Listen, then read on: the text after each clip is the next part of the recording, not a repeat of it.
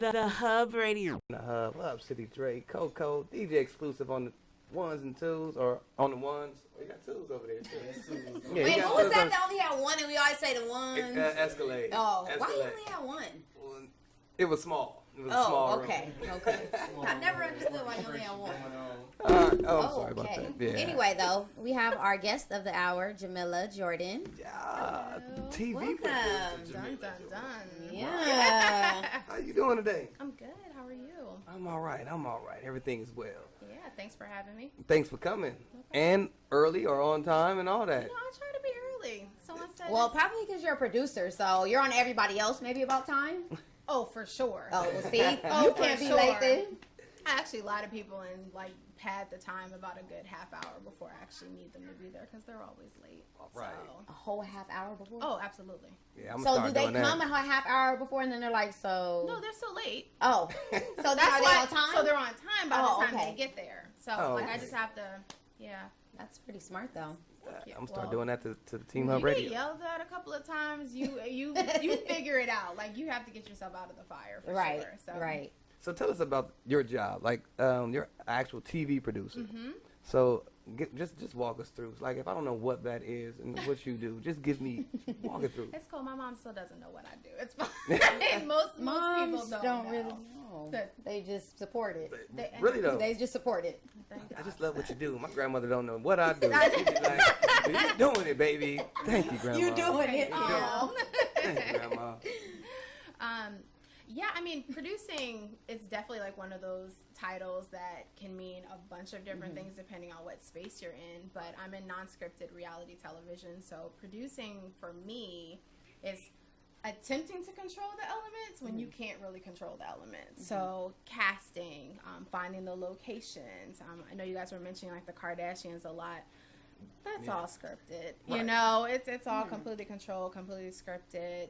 Finding people for them to interact with, finding the nail salon that they're going to sit and casually have this random, you know, manicure day. You know, like little things like that. Finding props sometimes. It's just really building that story out and making it easy for people to sit and watch in a half an hour and completely just get this overall story arc, and you feel like you're getting growth from characters. But that's all somebody kind of like coming in and just creating it. So you said you do non-scripted I do reality? non-scripted. So what show do you do that's non-scripted? So I'm freelance. So I hop literally from show to show to show, project. So once one ends, I'm looking for something else to come along. I've done shows like Design Star for HGTV. I've done shows like Ink Master. That's kind of been my longest running show. Yeah, I see that. 3 seasons, right? 3, 4, I 5. love Ink Master. And That you was like produced my all 3 baby seasons? project. Yeah. Nice. That was like my baby project for sure. But yeah, I just finished a show with CNBC, and it's kind of like a Shark Tank, but it takes place in Midland, Texas, called the West Texas Investors Club. So, Where are you from originally? Jersey. Okay. I'm from Jersey. Went to school in Philly. Moved out here like maybe 5 years ago. You have no East accent. I No would- East Coast accent. Like, I don't have an accent. You, I don't you know how that really happened. Proper. I actually was going to think somewhere maybe in the South, and maybe just because it had like a little It's a little twang at the end. twang. Yeah. I pick up the accent of wherever I'm from, which is a gift and a curse. Like nobody, it's like, you ain't from Jersey. I'm like, I am. I'm like, trust me, it'll come out when I'm When you're mad. When you spazzing. when I'm partying or when I'm Oh, mad. okay. Is when it comes out. For All right. So Ink Masters, you did season 2, 3, 4, and 5. Why was that like your favorite? well, I'm just an artistic person, period. So you get a whole bunch of, and tattoo artists are absolutely crazy. But they're talented and they're like any artist, they're passionate about their craft, and you get everybody in together, and then you have judges that are pretty much ripping it to shreds. They're ripping it to shreds, and it's already permanently on somebody's body. Yeah. Right. It's just like all the elements were there, and it wasn't a lot of like poking and prodding. It was just the drama just naturally kind of fell out because you have passionate people that care about what they do. Were there any like terrible tattoos? Or like, yo, you Oh really, God, yes. Yeah. Oh yeah, So what like did we the would sit there person and do? watch it. What did the person do that has the tattoo on their body? Like, What do you mean what they do? They have a tattoo. They have a shitty I mean, tattoo on like, their body. were What they, do you did mean? they say anything? Were they upset? Like, or they was just like, damn, you fucked me up. I don't know. So I've been privileged with that show to watch the evolution of it. So like the first season that we did it was kind of, we had this one lady on there, and I mean the tattoo was completely jacked for sure. And we kind of had to like come in and smooth it over and be like, hey, listen, you remember like this 15-page document that you signed? Like this is this is what happens. Wow.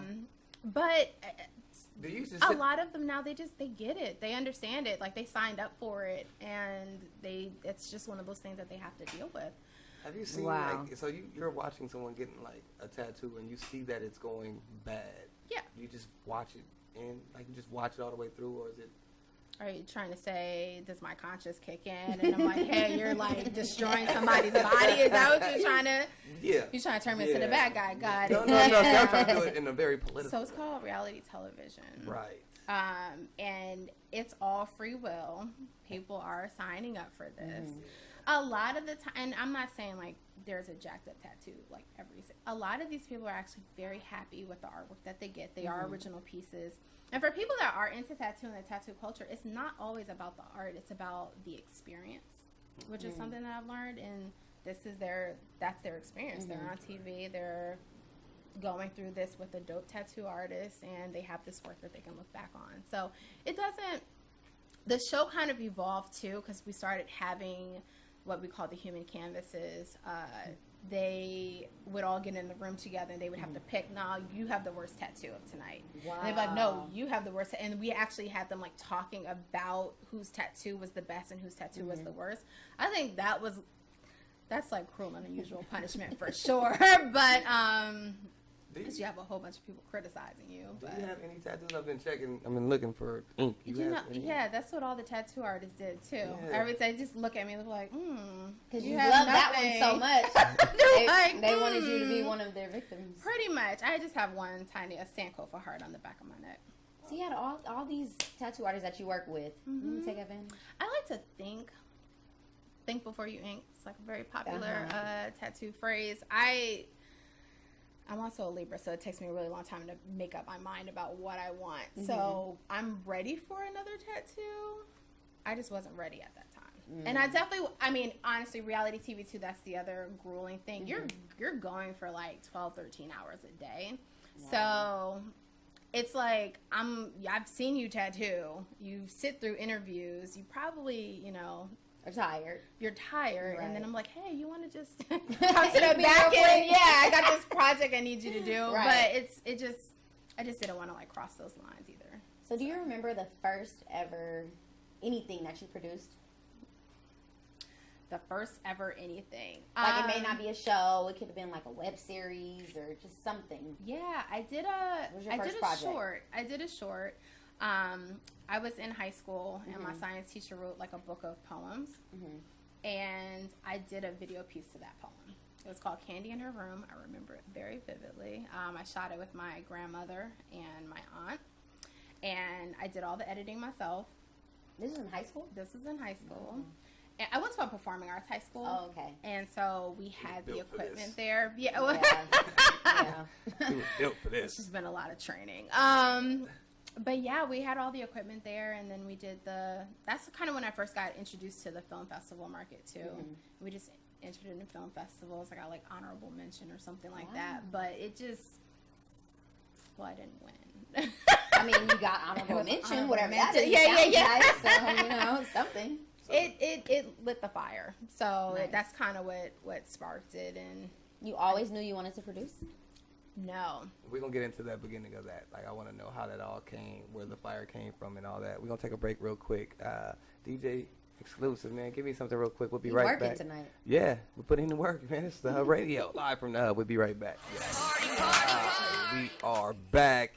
Live from the Hub. HubCityDre and Coco. DJ exclusive. We got Jamila Jordan in the building.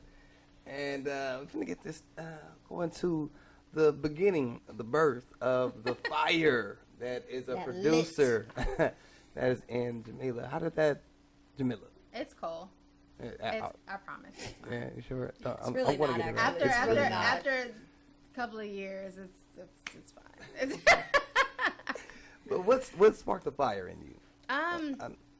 You briefly touched on it. Well, you went to a performing arts high school, so did you go for, what did you go there for? Dance? It was for television production. They actually did have a program at the time. It was more like journalism. So like we would do like articles that pertain to the school, read the lunch menu, like special announcements, that kind of thing.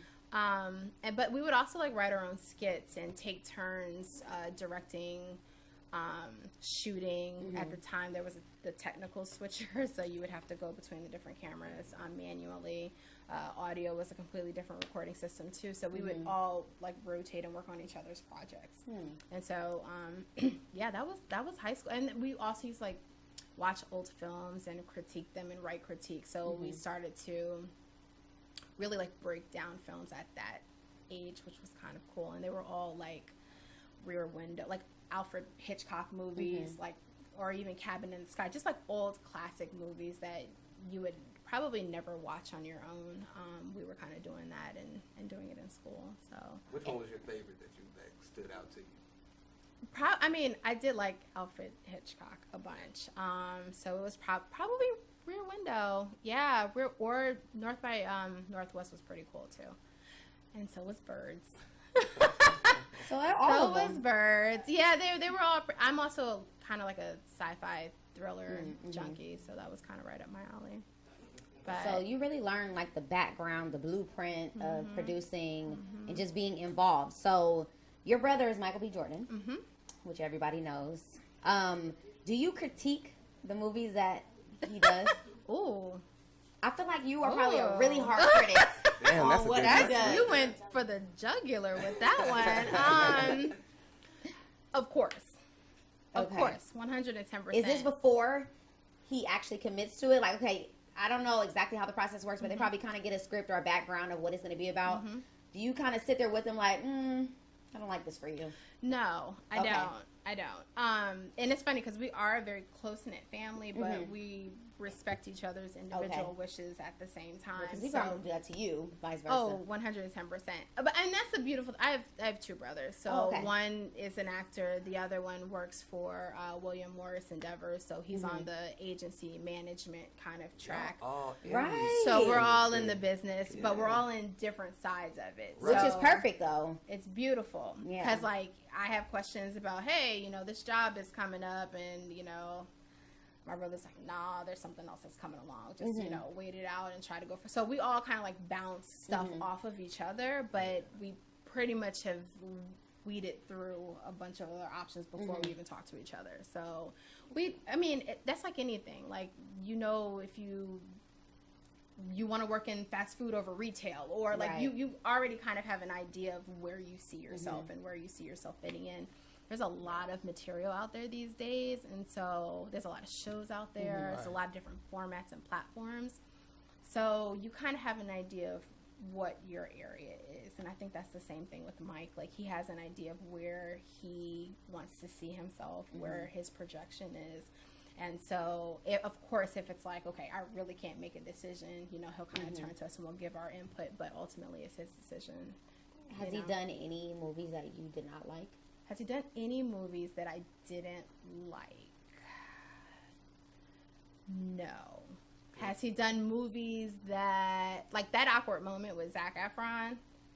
That was like the first, That's the name of the movie? That awkward moment? Oh, okay. I don't know that one. I don't know that one. Right. So it's not like right, but it's just, it was a different, like, I think that was his first time like really doing comedy. Okay. So like there's things that it's different, you know, you're stepping out of your norm and you're doing something different and you're trying to do something different. And I think that was a different move for him. And we were all like, oh, you kind of funny. Like, oh, we laugh at you at home, but you're actually kind of funny. Okay, cool. This might work. So there's I think that's more so what it is, but I mean, everything. But you're not going over there critiquing, wrote up a report like, no, so I look, do. Why the hell did you take that job? No, definitely not. Because honestly, everything's a learning experience. You know, even that's anybody. Like, even what's considered a flop, like, you still learn from that. You learn, you grow, and you use that to kind of project you onto something else. So I know you produced like a bunch of TV series. Have you done any films yet? I've done a short film before. Do you want to do like big movies, like on the big screen? I do. What kind of movies? What kind? Sci-fi? Yes. Okay. I do want to do sci-fi. I want to put, not to make this like a color thing at all, but there are very few there's very few brown people, period, in sci-fi. It's just like one of those things that for some reason, and we all watch it, you know, we've all seen Star Trek, we've all seen Star Wars, we've all seen some. I really got into X-Files recently. Yeah, I didn't. Okay, No. no problem. It's okay. We're going to give you a pass. Yeah, We're gonna give you. I wanted I was to lucky, agree. though. I really wanted to agree. Like, It's yeah, cool. I seen that. It's cool. It's good. Twilight Zone, Outer Limits, No. Doctor Who. Ish. Okay. You don't know none of that. It's cool, but guaranteed there's some sort of a reference that were in those classic movies that you've seen on other platforms, because they're always pulling from that, Right. all the time. So that's something that is passionate to me, that I would like to do some sort of feature or television show eventually, but that's a little that bit like a later whole down nother the ballpark? line. It is. It's like, well, TV non-scripted in itself is very like cliquish, you know, like you have your home design shows and you have your art shows and then you have your real estate shows. They're all completely different worlds, and even sometimes it's hard to jump subjects, you know, because they're like, it's just hard to jump subjects sometimes. So even to jump genres is even a little bit more difficult. But we'll see. I mean, I don't know. I live in the world of possibility. I think anything is capable of happening. But films, yes, I want to do that. I want to give a voice to our community. I want to, like, so not just sci-fi. I do want to change the face of, you know, dramas, comedies, and just really just, I don't know. So you like a Just movie? give more content. I want some options. I Right, don't want my right. only option to be, you know, this movie, because that's the only thing that's out right now. That's the other thing with the business. Like, they feel like there can't be. I was watching Mike Epps this morning on First Take, and he was like, the door is about to open and all the black people are going to flood in. It's like, and then they're going to close it because there can't be too many black people at one time. It's like, that's the mentality though. It's like, there's, it's almost like there's not allowed to be more than one. It's true though. I mean, we don't have too many of our shows like Blackish and Empire. We don't get too many of those. And I've been thinking that for the longest. Like, okay, I know we're not talking about color, but white people get all the shows. They have the dumbest shows, but they get any what? kind of show, any show. They get all the shows on NBC, ABC, Channel 13. I don't know if you ever just thought about it. I don't watch them, but like I see commercials all the time for a new show. Yeah. Just a new random show about nothing. Like that show, Two Broke Girls. Yeah. Like, what? Okay, so CBS. We don't get shows. We don't just get random shows. That's not our demographic, like, whatsoever. But Middle America eats that show up. That show is like, CBS is like a top. They eat that show up. I don't personally get it. I don't either. I'm like, that's not the New York I know at all. Like, I don't to me, understand it's so fake, but it's cheesy. But like I said, they get these opportunities. Switching lanes real quick. Going back to movies. Like, are you like a big movie buff? Like, you like movies like really your thing? I like movies. I like TV more. Okay. Then there's the thing too. It's like trying to figure out, because sometimes, like, once you work in certain areas, you don't really love it so much. So it's like you kind of want to keep something for yourself to just enjoy and not have it be a job. Okay. I'm still trying to figure that part out. But I watch them both equally, but I'm more TV than movies. So if you had a top 5 TV shows. Yeah. Give them to me. Number 5. Oh, I don't want to do it like that. Okay. Because that's hard. That's real hard. Okay. Give it to me the way of all time kind of thing? Yeah, of all time. Just Supernatural. Okay. Of course. It's a damn good show. It's nice sci-fi. Do you know that damn show? good No, show. I know the show. I haven't watched it before. Oh. I like Heroes. But go ahead. Heroes was a good one too. Yeah. The revival's kind of breaking my heart though. But Heroes was a good one also. I wouldn't put that on my top 5 though. Doctor Who, which is a BBC America show, for sure, just because the stories are really good. I still watch, like, I Love Lucy reruns because that show I like that show. So groundbreaking. God, they broke so many barriers. Right, and that's a lot of people's first shows, like their first kind of like adult show that they watched. What else? Yeah, I liked I liked Smallville too, which was the I know which one that was. Superman movie. Yeah, that was a good one. One more. And Law and Order. Okay. Yeah, that's a good show. SVU for sure, for sure. Because I'm trying to think of like the shows that. Do I? Oh, that's like that. Yeah, that's like a. I have to say The Wire. I would get booted out if I didn't say The Wire, but. Yeah. I felt bad when Mike got killed in The Wire too. It was a sad moment. Do anybody remember when? I was on set that day and they didn't tell me that was happening. They didn't think he was gonna get killed. Maybe they didn't tell you. Yeah. Oh yeah, that's the way to handle it. Like don't tell the family that he's about to get popped, and everyone's on set watching. And I was like 16 at the time too, and I'm like, this is awful. Like why would y'all have me on set this day? This is terrible. And then it's crazy because we recently like cleaned out the house in Jersey, and we had my parents kept the shirt, so it still had the blood splatter on it. Still had because it's like it's set on a timer, so you put the trigger in. So like it still had the pack on it and everything. Like they kept the shirt, and I'm like, this is kind of morbid. Like please get rid of this. But are your parents into films or TV? My mom was in the education system. My mom was an artist, like a visual artist, but she was working in the school system. Okay. And then my dad does like operations and management for the food bank. So That's crazy. And then all three of you guys. Well, because she took pictures of us. She did our photography when we were way young and sent them out to the agencies because it was a way to like build up the college fund. Right. And so we all were in front of the camera when we were younger. I'm just kind of, shy a little bit. So I found out about producing, and I was like, okay, that's me. Right. My mother's like, yeah, you're so bossy. This is perfect for you. I'm like, thanks, Mom.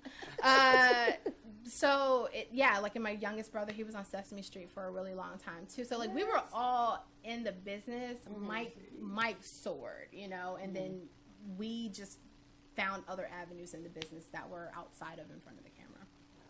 Nice. Okay, well, we got to this part of the show where we do a segment called Rapid Fire. Rapid Fire is 30 seconds where we get to ask you as many questions as we can or as many as you can answer. All right, I'm ready. The most that the most that's been answered is 14. Okay. So 14 like questions. A challenge. Okay. So all you have to do is it's either going to be this or that. Okay. All right. Your time starts. I'll have to explain. No, you don't have to No explain. judgment. Oh, okay. No judgment. No judgment zone. All right. So the time will start after the first question is read. Are you guys ready? 1 second. So now the anxiety's kicking in. I don't know what's about to happen now. Oh no, it's all good. Right. She was like, "Oh, you're probably gonna ask me this," and I was like, "Yeah, no, not even." Not even. Close to that, actually. No. Yeah, not even a little bit. Yeah. All right, so Coco, you want to go first? Or you want me to go first? Yeah, just waiting for the timer to get to 30. All right. You're trying to cheat me on my time already. Mm-hmm. What They is keep going trying to on? start at 28 I know seconds. it keep going down. See? That'll be at 31 start. All right, ready? Go. Edge control or pro style?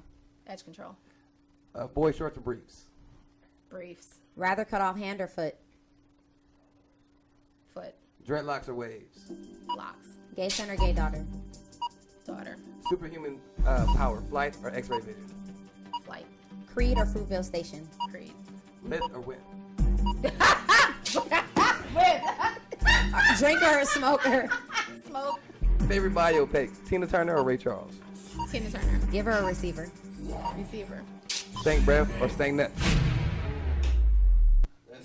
That was a lot. Why? What was it? Like, what does that mean? Like, It means you lost. oh, okay. Wait, no, I don't know. Wait, did you? I had 6. Oh, okay, yeah. It was that pause after that one question. Yeah. Yeah. She scared me. But you did pretty decent. That wasn't even as crazy as it used to be. I feel like I'm blushing over here. It's hot. I'm a little pink. She had to think about it. With. Fuck it. Oh, Lord. Yeah. So how many did you have? I had 1, 2. Huh? I had 6. Oh, so 12. You got 12. Oh, Good. see? That's pretty You were good. almost there. I was almost You had a there. laugh attack though. I know. And you did pretty good. You said you wasn't that good at this type of stuff. You did. Yeah, you were good, and you did it real calm. Thank you. Yeah. So Good that job. curveball. So no, we want to thank you for coming out. We do appreciate you coming out and spending time with us. Yes. For having me. What is it that we can look forward to coming up next? That's Jamila Jordan. Dun. Well, the West Texas Investor Club does air on CNBC. June 7th, I think, is our date now. So if you wanted to see something on camera, I'm actually producing 2 shorts right now. Who knows when they're going to get done, but I plan on shooting this summer. Okay. So that's something to definitely look forward to. I'll We'll loop be you guys looking back for your in. name in the credits on a movie. Thank you. Now we can be like, we know her. Yeah.